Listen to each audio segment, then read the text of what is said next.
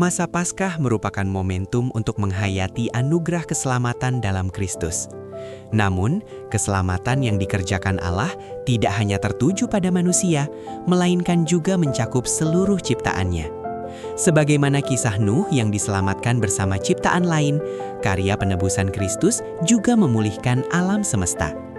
Taylor Deschardins menyebut Yesus sebagai Kristus kosmik, yang kebangkitannya bertujuan untuk memperbaharui dan mengutuhkan kembali seluruh ciptaan. Krisis ekologi dan dosa manusia. Visi pemulihan tersebut menjadi sangat mendesak ketika kita melihat realitas hari ini. Tema memperbaharui ciptaan sangat relevan di tengah kondisi kiamat ekologi yang diserukan oleh PGI. Alam semesta sedang menjerit akibat kerusakan lingkungan yang masif. Berdasarkan data tahun 2025, terdapat 15 masalah lingkungan utama yang mencakup pemanasan global, polusi plastik, penggundungan hutan, krisis pangan, hingga hilangnya keanekaragaman hayati. Jika ditelusuri lebih dalam, secara teologis, krisis ini berakar pada dosa manusia. Manusia yang seharusnya hidup harmonis dengan alam di Taman Eden jatuh ke dalam dosa dan menyalahgunakan mandatnya. Dokumen Laudato Si mencatat bahwa teknologi dan antroposentrisme modern yang menyimpang telah mendorong eksploitasi alam demi keserakahan dan kepuasan manusia semata. Akibatnya, bencana alam menjadi jeritan semesta yang menuntut respons dari gereja. Pertobatan ekologis dan gerakan 5R.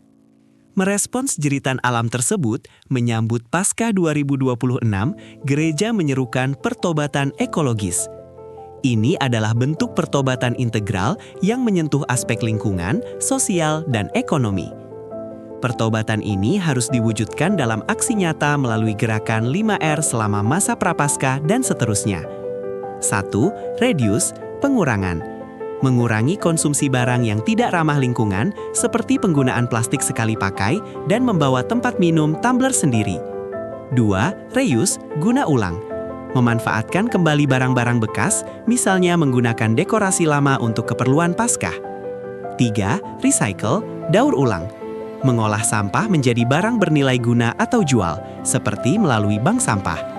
4. Replace, mengganti.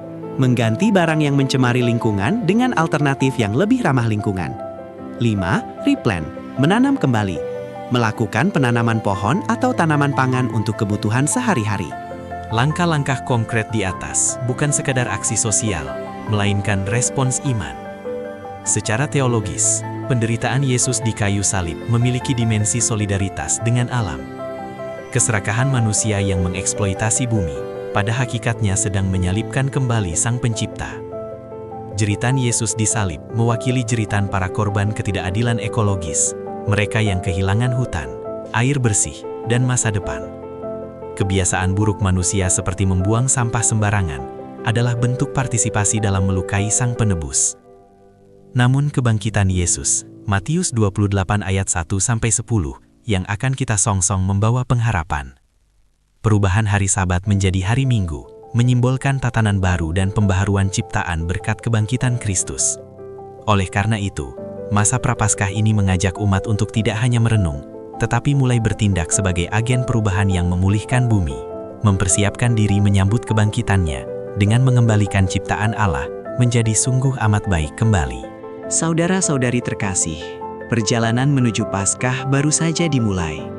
Masa Prapaskah ini adalah undangan terbuka bagi kita untuk berpuasa dari keserakahan yang melukai bumi. Jangan menunggu hari kemenangan tiba untuk berubah. Mulailah hari ini.